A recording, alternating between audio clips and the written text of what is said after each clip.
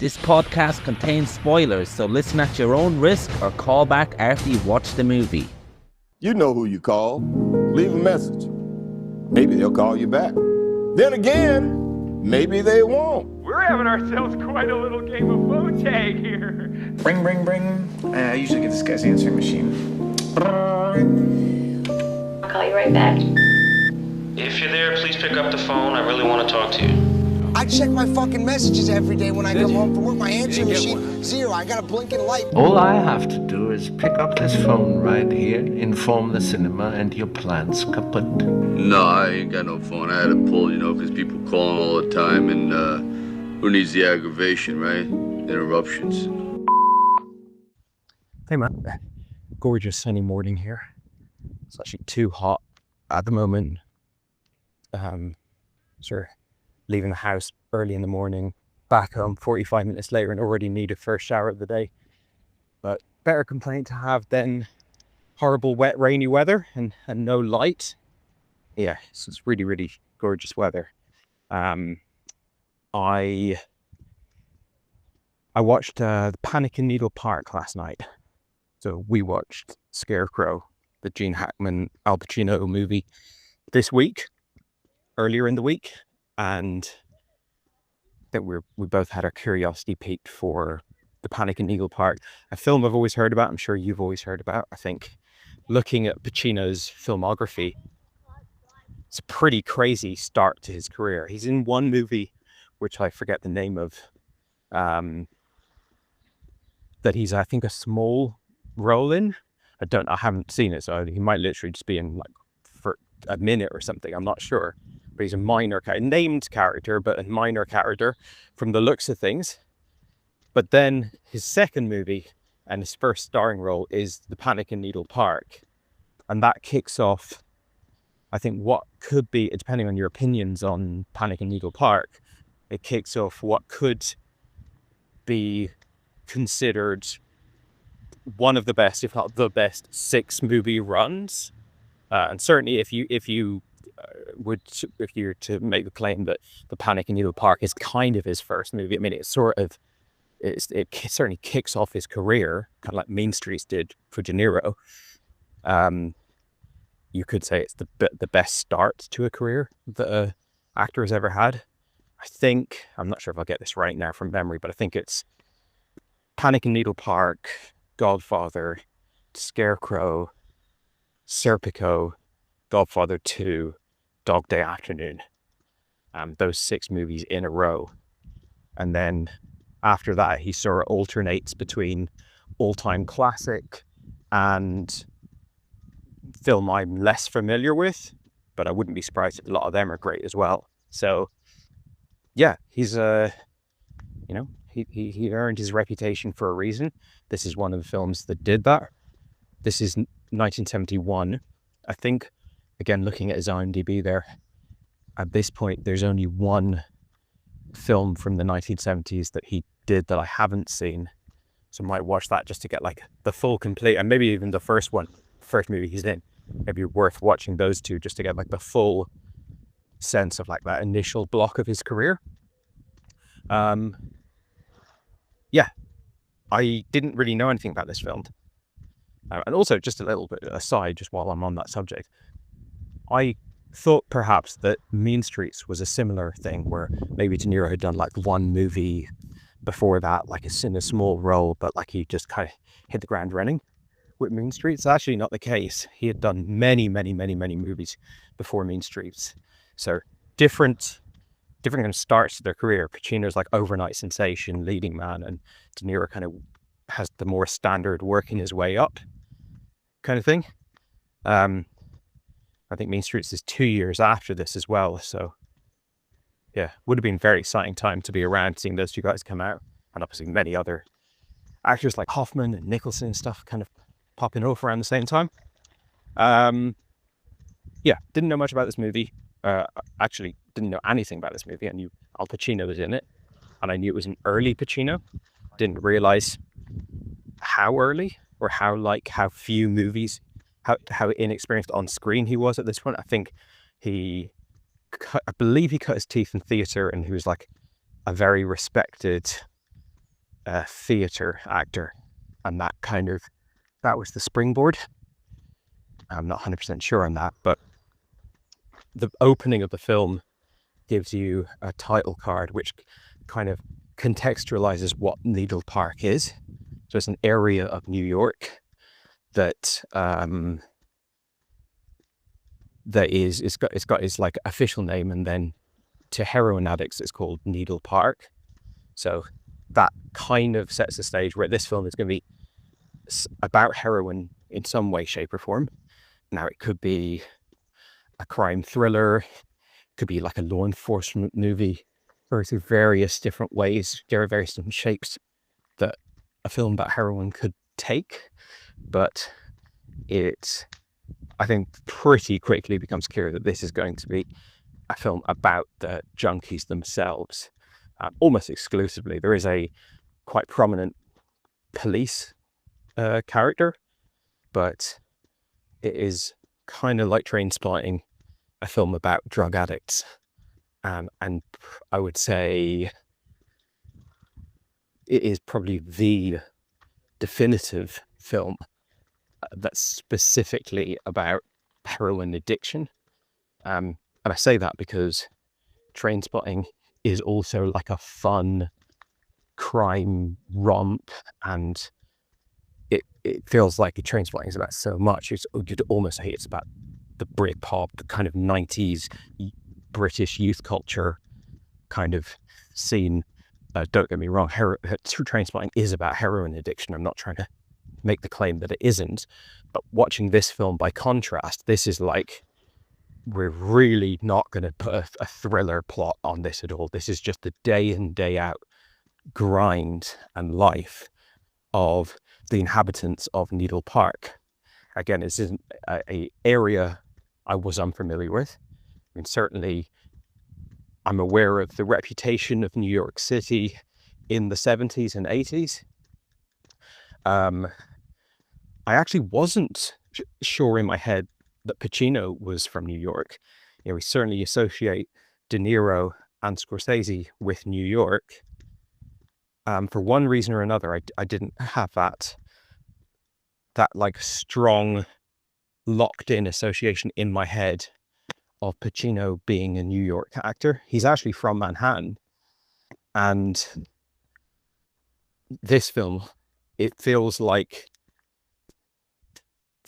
I mean, of course, I'm just guessing here, but it feels like familiar territory to Pacino. We know he's a method actor. I certainly wouldn't be, I'd almost be more surprised to hear that he hadn't spent time in and around this space and with these people in preparation for this role. And probably growing up in Manhattan as a Italian-American immigrant, or, you know, I don't know how many generations down, but he probably has an understanding of this world. And this film, much like Scarecrow, which is by the same director, this film seems to have a keen understanding of the kind of bottom of the barrel life of, or in America at that time. It's only this, I've never seen anything by this director prior to this week, and I've now seen his two most revered films. There's massive through lines between them, but there's also like a key difference, I think.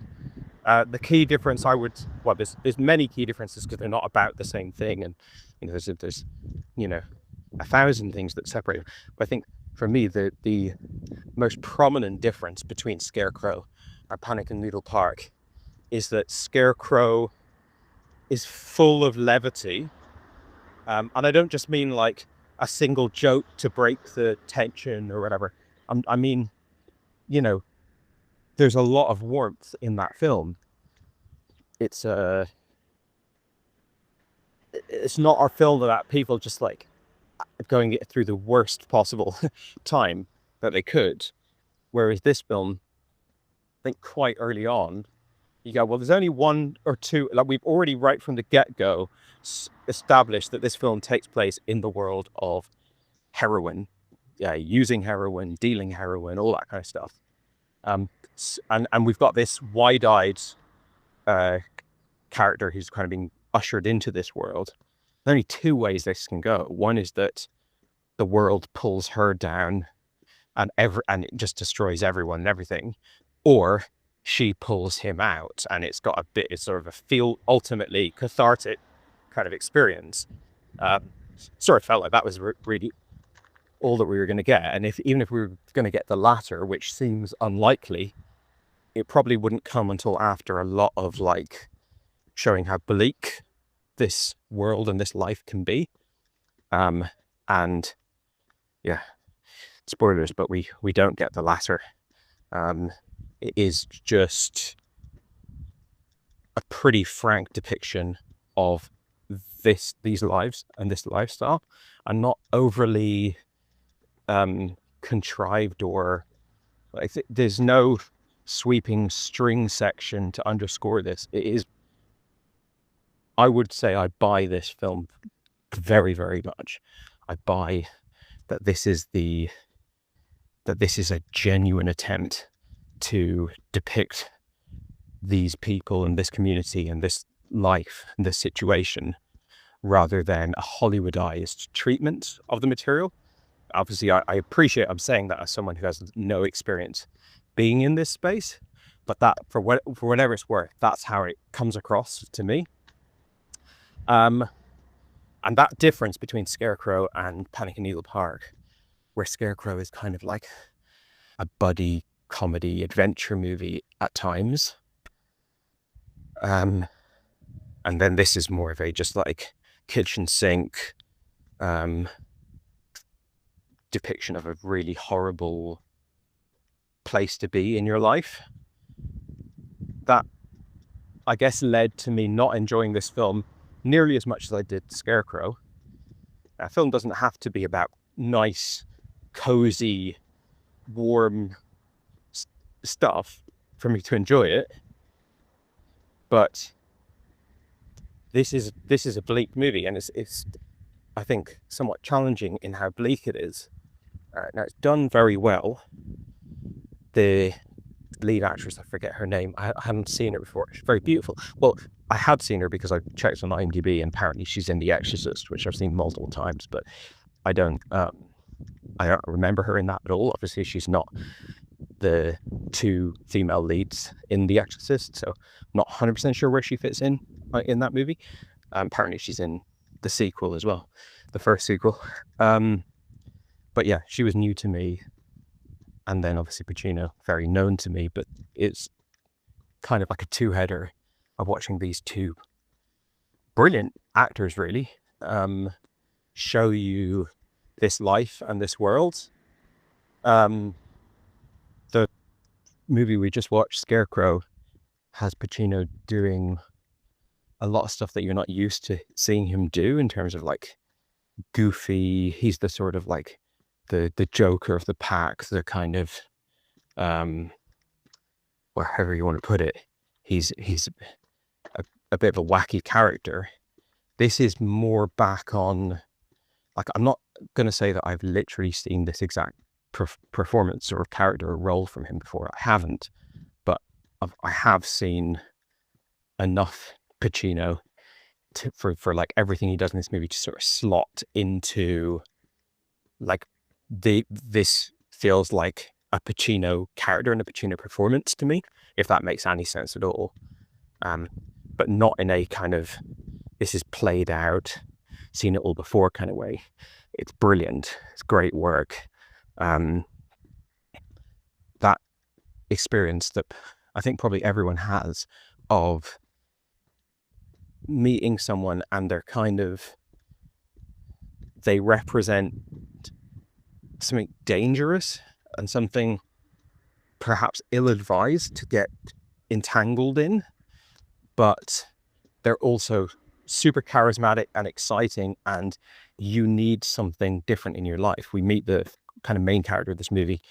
Actually, she's just had an abortion.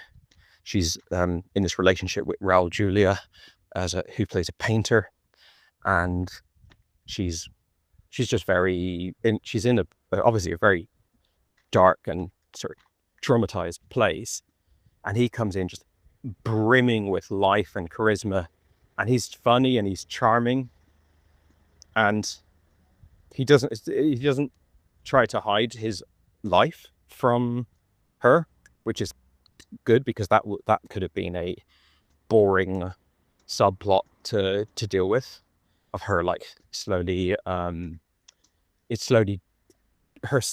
uncovering the actual truth of his life. Like I'm glad that we don't get that, because I've seen that too many times. I don't think it would really add to this film. No, he kind of presents himself as is to her, and like many people in these type of worlds, he has a lot of positives. He's got a lot of like I said, he's very charismatic, he's funny, he's industrious, and he's just an exciting presence. And she looks at his life in totality. It's clear that he's like a petty crook. He's like robbing things and wheeling and dealing, and quite early on it even is clear that he's using heroin, and she's sort of like, yeah, sign me up, not to actually using, but to being in a relationship with this guy. Again, like Scarecrow, I'm not from this era or this place.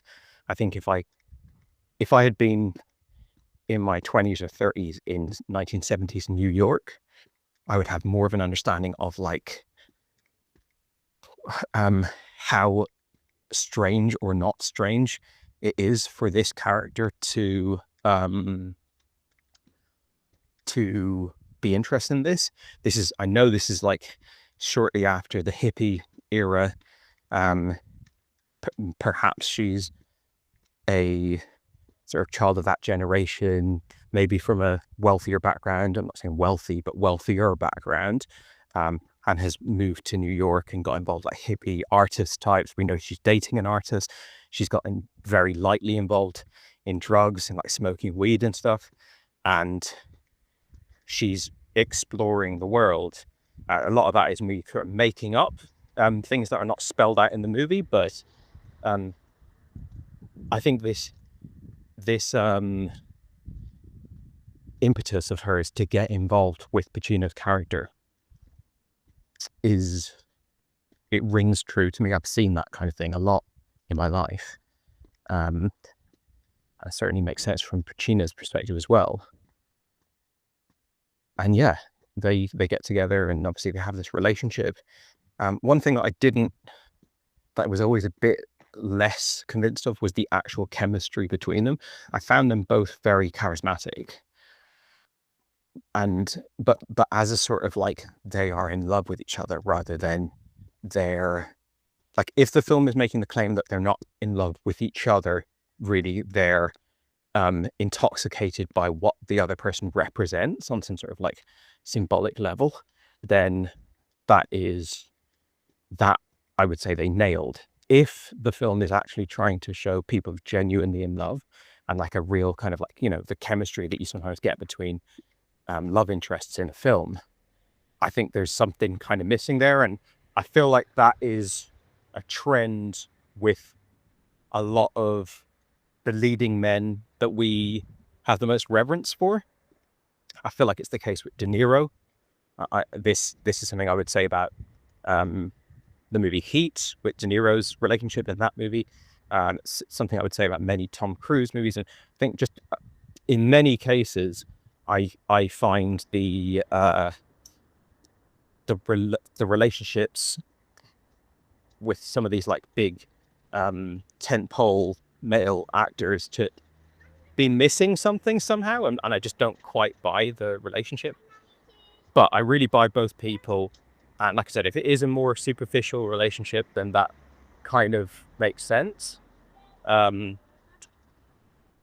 both actors are brilliant, and she is obviously a very tragic character because she eventually becomes curious enough to start using, and then it is, unlike Scarecrow, is a bit of a predictable movie in the sense of like, well, is she going to start using? Oh, she is. Okay, right. I guess this isn't going to go well. She's probably going to start turning tricks and like, doing this, that, and the other. And you don't know exactly what's going to happen. Like, for example, she never gets pregnant and like miscarries or something, but like, that type of thing is going to happen. Like that could have been in one of the drafts of the script. It's just going to be them sort of going through the motions. I mean, it's all acted very well and it's all shown very well. And I think it's genuine. I don't think this movie is contrived. I think it shows quite an accurate depiction of how it would go down, but it doesn't have much narratively up its sleeve. I kind of feel like if the acting wasn't as good as it is, I wouldn't really have any interest in watching this film. It could still be valuable as a sort of historical artifact of capturing a time and a place. And it's interesting to see. I wonder what else, like if this director's entire career is in these spaces. I'm thinking about Sean Baker, who's kind of the like premier chronicler of this sort of the more sort of socially deprived parts of society nowadays. Maybe he was like that for his era. And I think, like I said, because of the like hippie movement and everything, there was more fluidity between different social strata back then anyway. Maybe, I don't know. I mean, I think that's the case. But yeah, I thought this movie was good, and I thought it was technically very strong. But I think the thing that makes it must see really is getting to see, just to get to behold that Pacino really had it right from the jump.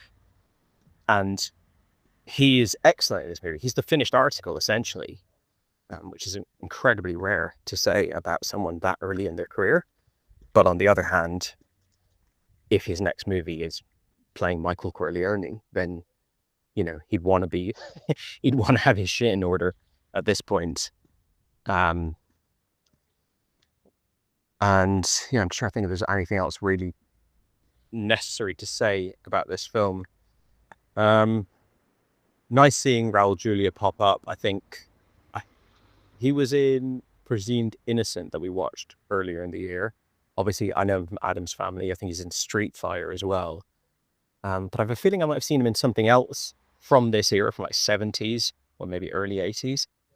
So I like when you kind of see these actors that you maybe got to know through their like super mainstream 90s movies that are like for kids or whatever, and then you get to kind of like uncover, oh right, okay, so this is where they actually go back to.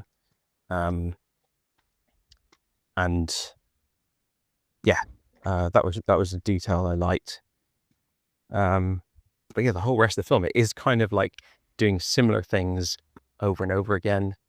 I like the constant back and forth, and I feel like this is again probably quite true to life, the constant back and forth of things are looking up and things are looking down. Like they'll have like a massive falling out, they'll like screw each other over, but like almost immediately afterwards there's an opportunity to go score or to get your hands on some money or something, and that'll sort of turn the tables emotion in terms of the kind of the vibe or the dynamic between them. And I feel like in these little communities of junkies, there's a sort of codependency. So you can like, because you're all living kind of chaotic, messy lives, you can really screw each other over, and like really kind of make someone a pariah or whatever. But just pretty soon afterwards, there's going to be an interest in like sort of huddling together to like work together to get things done. I'm not trying to glamorize it or like make it sound like a healthy dynamic, but I liked that just kind of whiplash. Somewhat, I'm on the outs with this person, then I'm back in with them, and nice having a brother character as well, who's also a crook, but leading a kind of different life. And yeah, nothing else really coming to mind, but I did appreciate the movie. I think it's must-see for Pacino, and it's must-see if you want to watch movies that do a good job of showing both heroin addiction and kind of like the sort of like bottom rung of society. I think it kind of is sort of, you know, best in class in a way of those things. But going beyond that and kind of comparing it to the other films that I mentioned in that 6-film run, it's probably the lesser one. Oh, one other little detail that I didn't mention actually is that the cinematography is brilliant in this film. I think the Scarecrow, I could be wrong on this, but I feel like Scarecrow hasn't been as well preserved over the years, and like literally doesn't look as good. Not blaming the cinematography or anything, but just like it can't look as good. It hasn't been restored to this level. Panic in Needle Park is like 4K crisp perfection. The colors look amazing. There's an early shot that's kind of like a bird's eye view of her walking around Needle Park, like across intersections and stuff like that.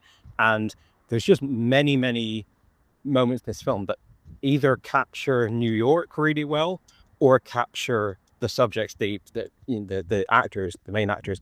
Like, it's really beautiful to look at. It really platforms the acting and the facial expressions and stuff like that. So yeah, a much better looking film than I was expecting. I was expecting to sit down and watch something that kind of looked like shit, but was, you know, an important part of seeing Pacino build his craft. And on the contrary, I would say that it's, as I said, basically the finished article of his craft. Pacino, that is. I think, you know, we obviously will never get to see the years and years of learning that he must have undergone as a stage actor, but he's already completely knocking it out of the park here. And then just in terms of the presentation of the film, I thought it was really fantastic. So yeah, probably a better film than I thought it might be, but yeah, also a stepping stone to even better stuff. Hey man, just heading for a walk now in the sweltering heat to the park. I do live in a place that probably has plenty of Panic in Needle Park locations, but thankfully this is one of the nicest parks in Croydon, and an absolute pleasure to have a walk in. So I was meant to see Superman and Jurassic Park for a double bill today, just to get a little bit of air conditioning, but my partner's not feeling well now, so that's cancelled.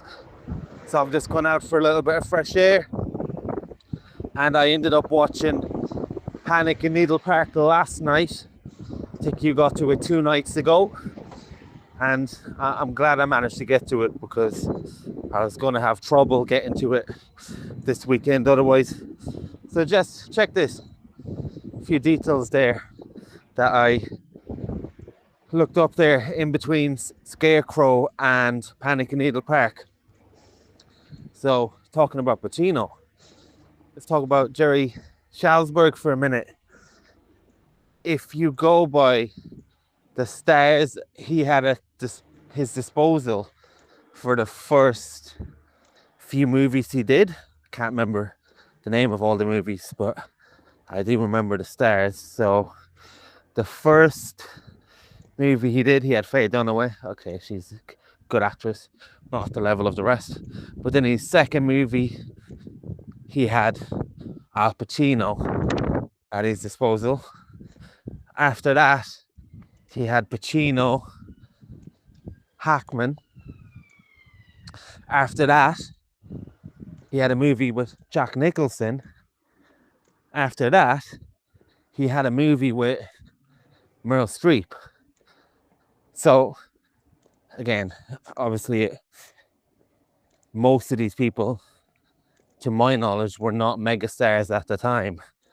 But boy, did he have an eye for picking stars in Al Pacino's case, completely out of obscurity and just building movies around them and giving them fantastic parts.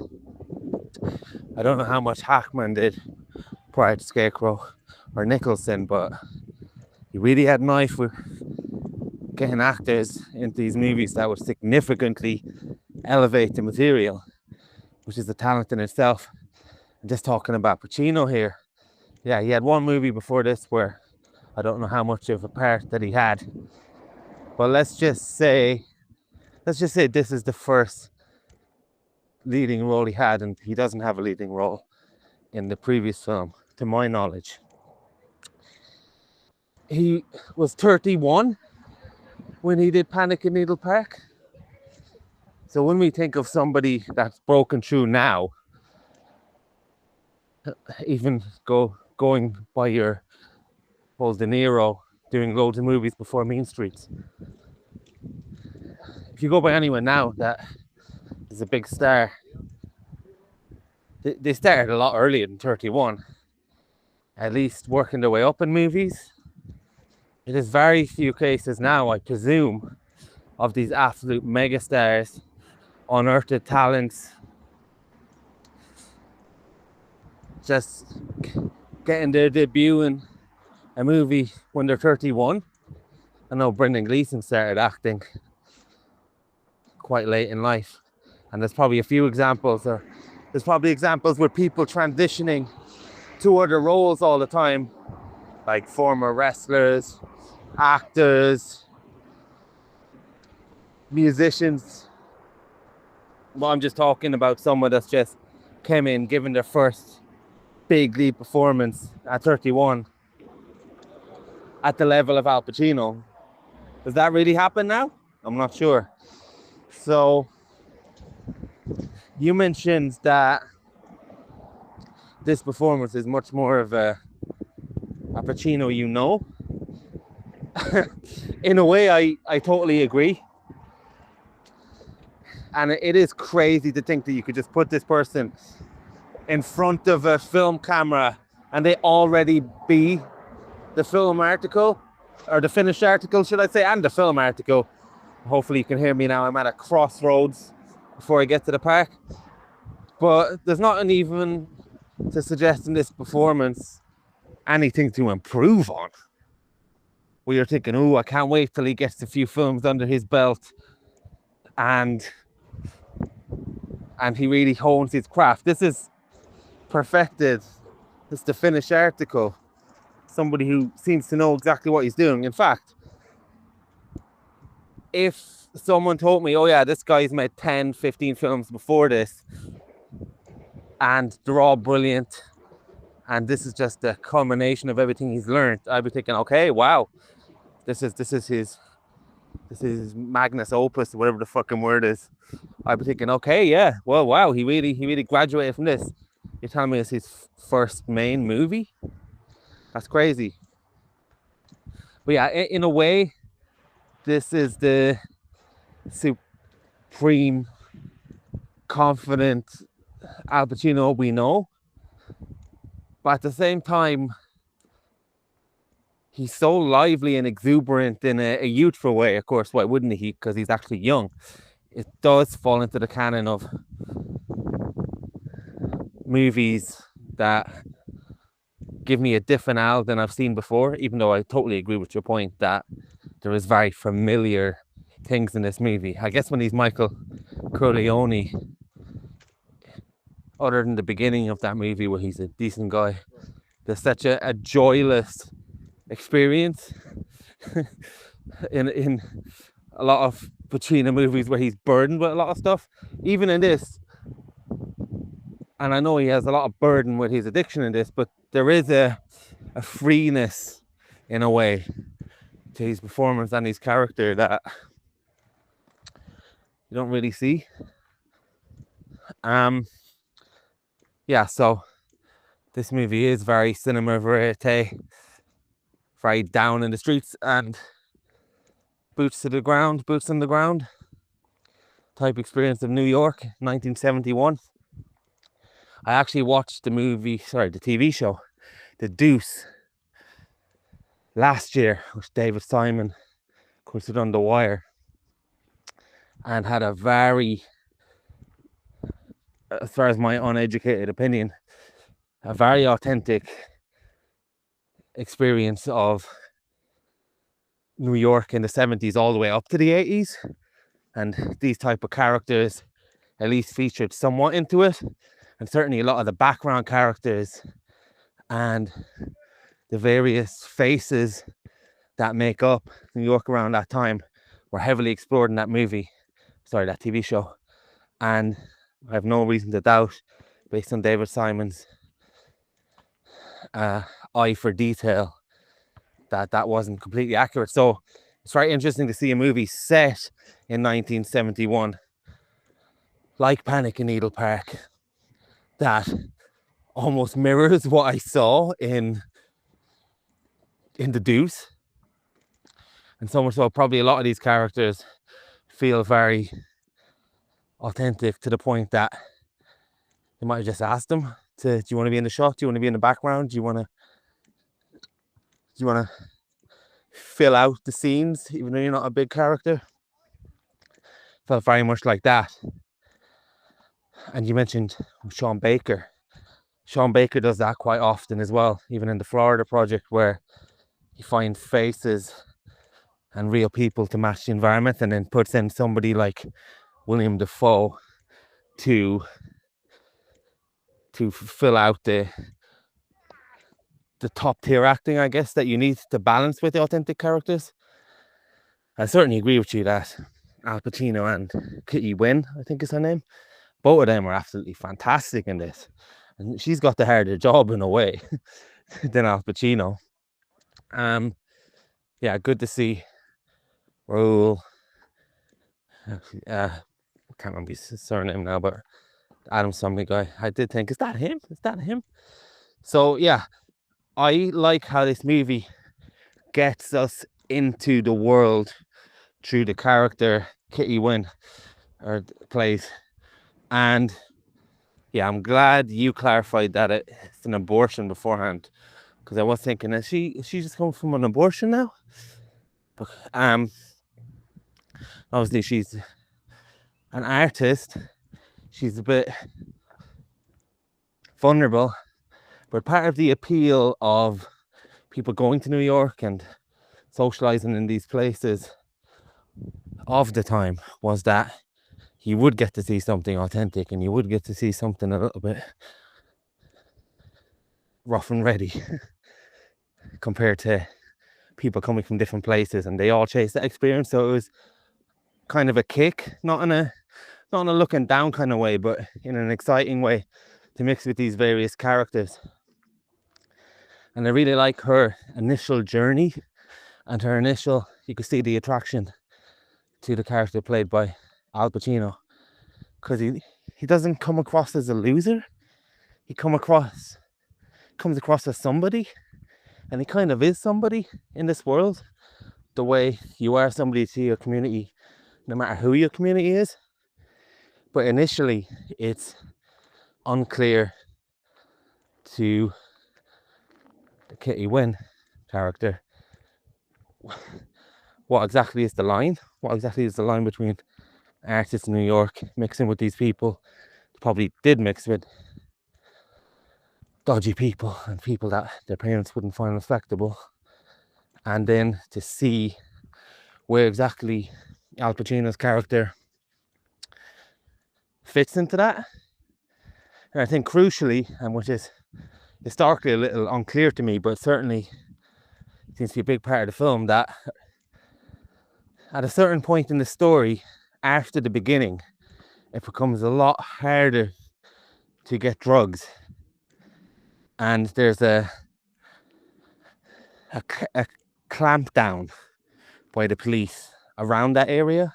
So that certainly changes the dynamic, because it's easy for people to be on and up, as is often referenced in this movie, when it's easy to make money by selling drugs or doing these various things. And when that's taken away, you definitely see the community suffering in a way that you didn't see suffering at the beginning of the movie. And I feel like the Al Pacino character and the attraction she has to him, he's almost like a Peter Pan character initially. And I can't remember actually if the actress's name is Wendy, but he's almost like a Peter Pan character. He's this boy going around, a Robin Hood type of figure. He's just very lively. Everyone knows him, and it's like, hey, Bobby, if that's his name. And you kind of, it's unclear that these people are in the same circle as him because they live in the area or because they're doing the same thing as him, drugs and robbing and stuff like that. At least it would be unclear to the character played by Kitty Winn, who's wowed and really intrigued and really initially impressed by these various figures. And there's the great personification of that where they're in the diner to begin with, and there's this guy dressed in a suit, looks really respectable, and Al Pacino's like, hey, and starts shouting out the window, and you're like, hey, and you're thinking, who? Like, why is he going to this guy? Is this guy going to ignore Al Pacino? Like, is this where the first loser tendencies we get from Al Pacino is going to be shown? And no, it turns out to be his brother, and he comes in, hey, this is my brother, and his brother is looking really respectable. And then she's impressed, oh, this guy is stopping his brother on the street. It's really lively and bustly. Every day is an adventure with this guy. And when his brother starts talking, it's played by Richard Bright, who was also in the Godfather movies, actually. And then when you start seeing him talk and his mannerisms and everything, it's a very important scene for me because it's never has the definition. This is a wolf in sheep's clothing been more accurate, because when he starts to speak and when he starts to talk and his mannerisms, it's just, this guy from a distance looked respectable. Now he's been brought in. This guy is murky. This guy is dodgy. He's a shark. He's a shark waiting for prey. And this movie is very like that. This shark pit will swallow you up if you're not able to adapt. And initially, even more things are quite fun. When he's robbing the TV at the beginning, he does it in such a childlike way. Like, hey, you want a TV? And it doesn't seem like a big deal. He de-escalates it, the severity of it, and it all works out. And then they go into the pawn shop, and then crucially, there's another sign where she said, we made $25. He's like, we made 23 because we had to spend £2 on food. And that means that the only money he wants and the only way he sees money is a way to feed his habit. So there's all these nice little signs early on. I really enjoyed the early signs and moments of this movie where it is quite fun, because we're having fun because the main character, played by Kitty Winn, is having fun. And I'd argue in a way she is the main character. I mean, it's a two-hander, but I feel like if there's any attempt at growth and change, you think it's going to come from her. And I really like the way they depict this. It's a lot more frightening in a way, the change. It's a lot more frightening. It's definitely, I don't know if you ever experienced this, but you are what the company you keep. And that's why it is very important, the company you keep. When I was around people who used to smoke weed before, I used to smoke weed for a time. When I was around people who were into sport, it's just, I did more sport. And now I'm around such nice people. I'm a much nicer person. And there is that type of thing that sometimes your behavior and how you change isn't based on any trauma, isn't based on any bad event. It just, if you were around something long enough, it just starts to become normal. No one's there to pull your head out. No one's there to tell you anything different. That's why it's important to have moral compasses and good people in your life. Even when I talk to you in our casual conversations, you'll say something and I'll say, yeah, that is good. That is the way to be. I'm gonna take a little bit of that.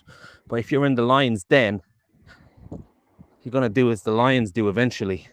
And I really like seeing the transition of the Kitty Winn character. And you're right, in Trainspotting there's a lot more fun, there's a lot more artistic license that come from a filmmaking perspective, where there's always something to wow and awe at. Even something like the toilet scene where he goes in and get it.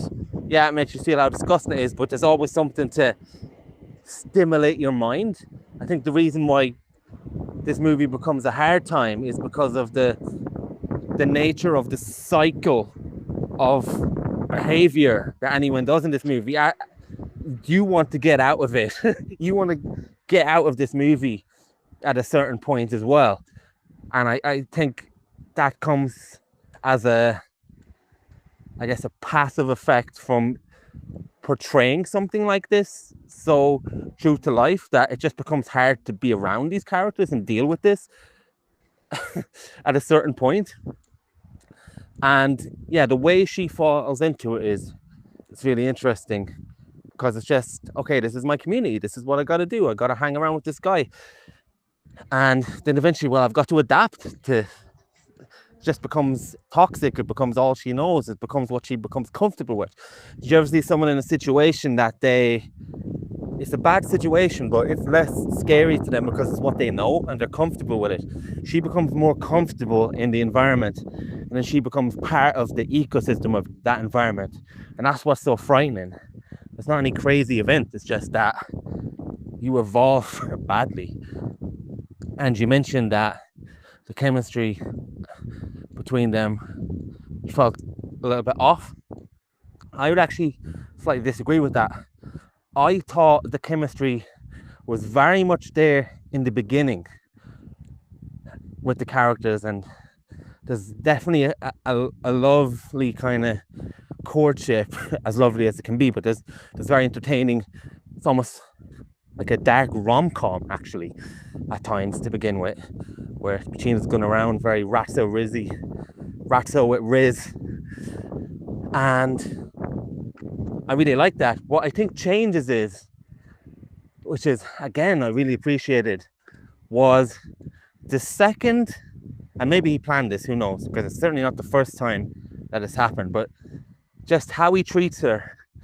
The second she proves that she can make bread, as he puts it, he almost sees her as less of a person and more of a commodity and a means to an end of making bread. The second she starts doing prostitution, and the second she goes to get a score, I think there's very subtle changes that continue to snowball in how he treats her, because now she is not a person, she is somebody who can make bread for him. And there's a lot more like that, where these people aren't bad people because they consciously make bad decisions. And not to say they're bad people anyway, but these people aren't people that to be wary of, I guess is more accurate. It's because they see everything through the prism of, how am I going to get high? They don't have time to think about prostitution. They don't have time to think about robbery. They don't have time to think about all these things, because they're just thinking of it, what's going to get me my hit? And that's really the selfishness of an addict is very well expressed in this movie. And even when Kitty is about to see her parents, the reason why he says, oh, well, yeah, you should see them because you need to make bread. And the reason why he's around her by the end of the movie, and often he sees her as a vehicle to make bread. He takes her money straight away as well. Anytime she makes money, he takes the money. And I think that's what I was getting on screen personally, and that you described was a lack of romantic chemistry.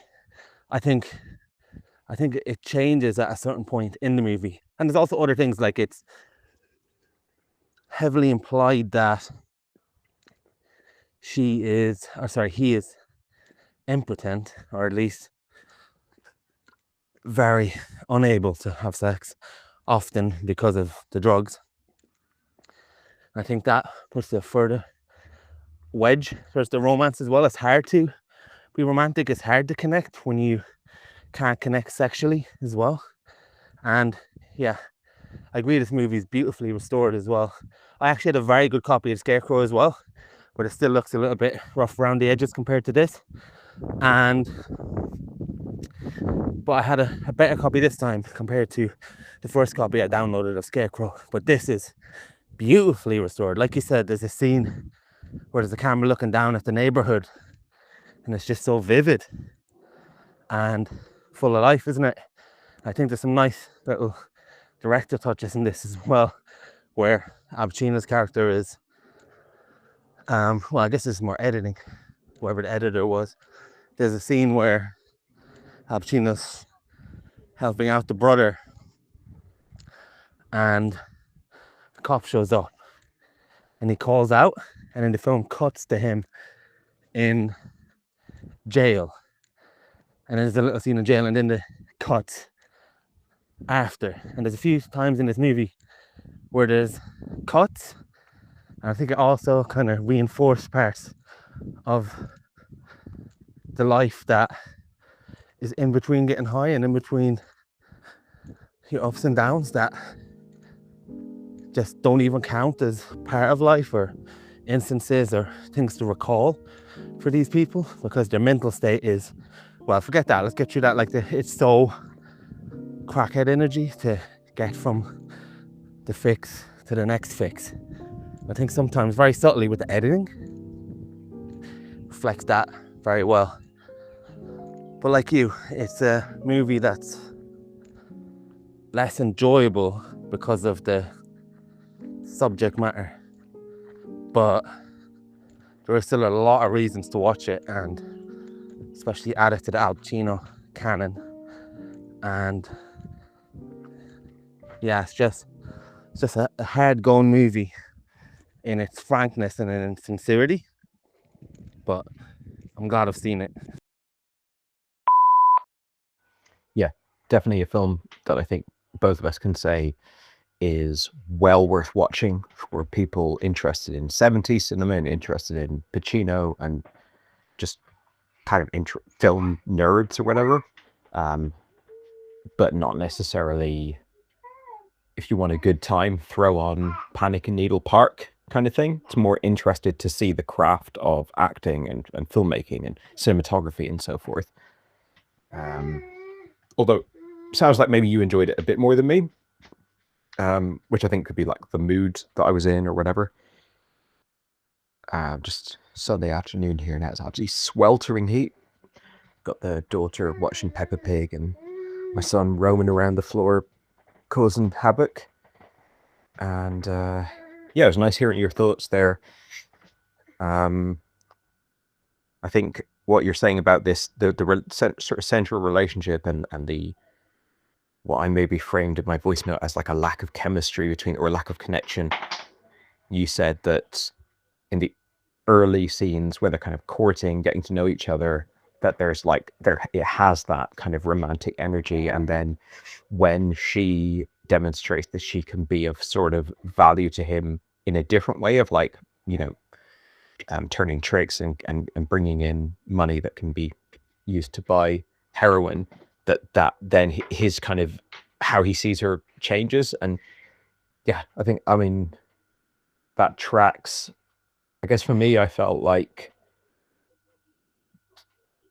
it depends on how you're sort of viewing the film. Like, if the film is to be seen as like a sort of a love story, that maybe there's something about the slight incompatibility between, and now don't get me wrong, they work very well together on screen. I think they play off each other really well.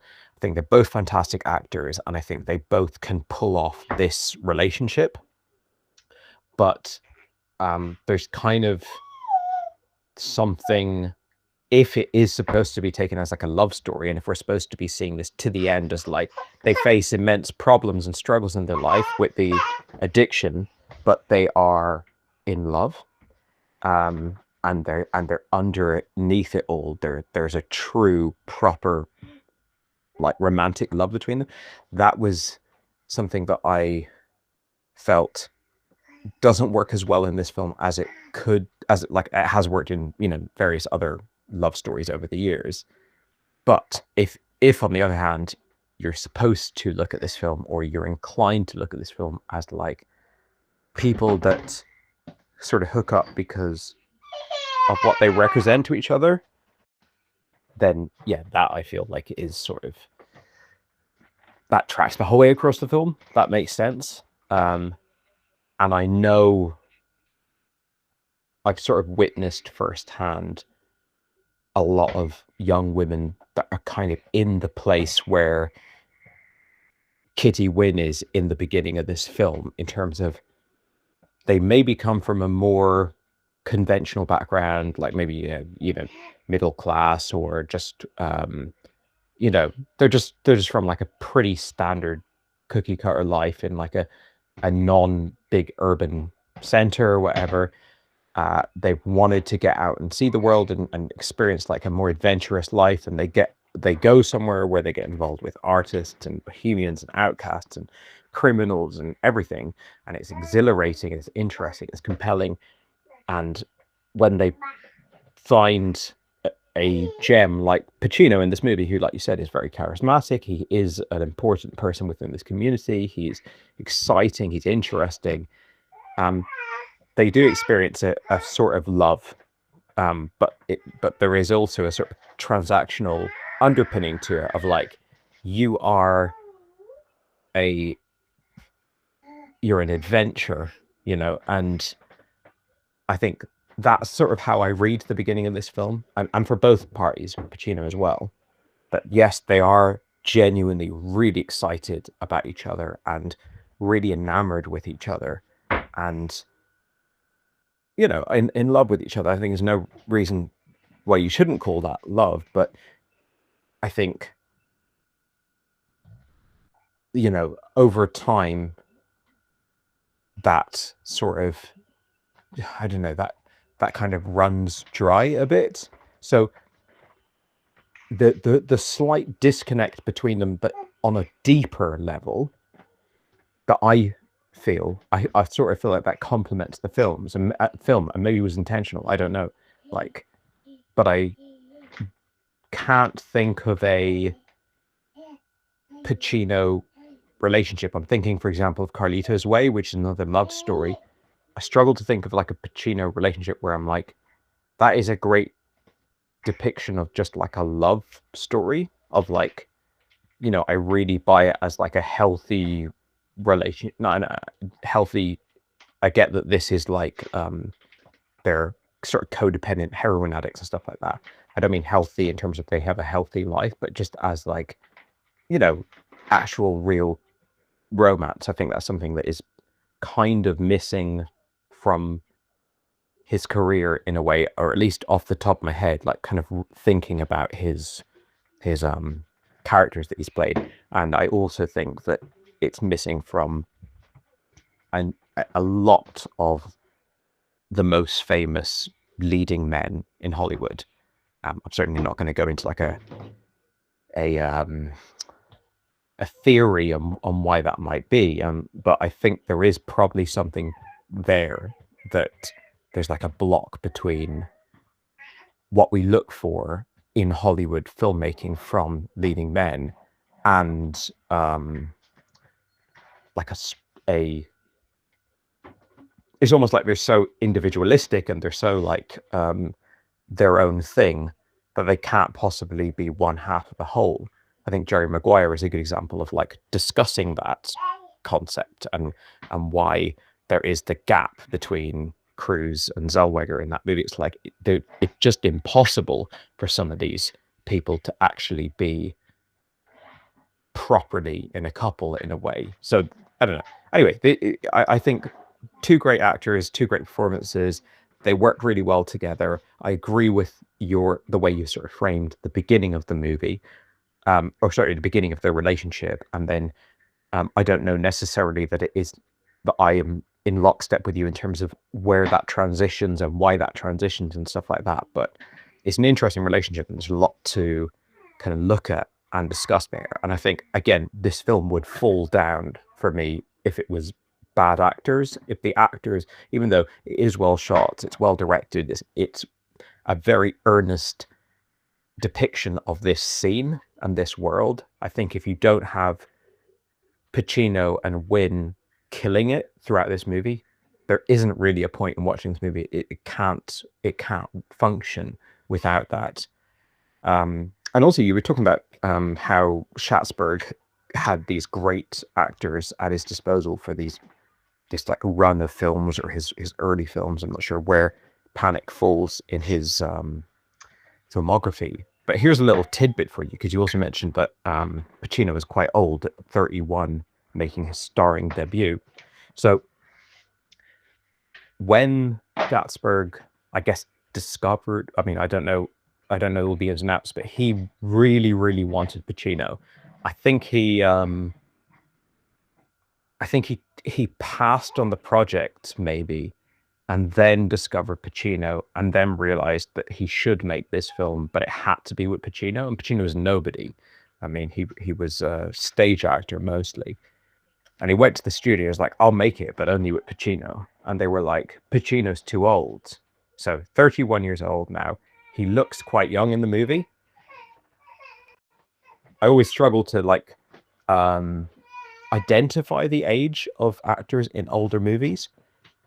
But usually that's because I think that they're older than they are. In this case, like he seems younger than he is.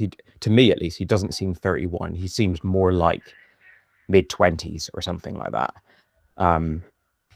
So anyway, the studio was like, he's too young. Like, it's not going to work.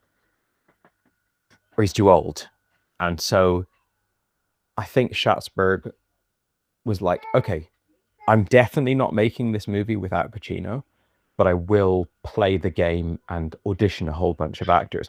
Apparently he auditioned loads of actors and like very revered and good actors. And one of the actors he auditioned was Robert De Niro, who was, again, like, this is pre-Mean Streets, so I don't really have De Niro's career pre-Mean Streets straight in my head. I don't know how hot he was in terms of like his reputation, but it's interesting that like you listed all those great actors like Faye Dunaway and Meryl Streep that he was working with.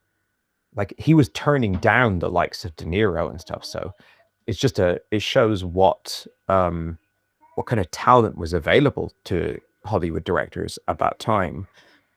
But yeah, anyway, it's great that he managed to push through with Pacino, and I guess like this started Pacino's career. I think because I don't think this has come out when he gets cast in Godfather. So part of him getting cast in Godfather was Schatzberg sending dailies and stuff to Coppola and going like, it wasn't like Panic came out and it was a huge hit and then Coppola jumps on that bandwagon. I think he actually had to like trust in the early footage from this movie. So yeah, and this kicks off like you said, like Pacino's first movie is like a movie where he's not really in it. It's like a small, tiny role. But then if you take this as kind of his first movie proper, this is the first of 6 movies that, you know, is I would challenge anyone to find a better 6-movie run of any actor than what this begins for Pacino. There may be others out there. I'll be interested to hear, but I think it's pretty hard to compete. So yeah, I'm glad you liked it. I agree with everything you said. I liked your depiction of it as a sort of Peter Pan story, which it definitely is. It isn't the best time. It's an interesting thing to watch this straight after Scarecrow, which is a good time. Scarecrow has darkness and it's a bit of a heavy, tragic story, but it is a good time and it's fun and it's funny. And the more I think about Scarecrow, the more like little moments come back to my head. It's like, that is just a good, fun time. Whereas I don't think I'm going to be having too many warm, fuzzy memories about Panic in Needle Park, but it is still a very significant film, and yeah, I think we both acknowledged, it is a insanely high quality debut for an actor in terms of a starring role on screen. Yeah, turning down Bobby De Niro is is a luxury.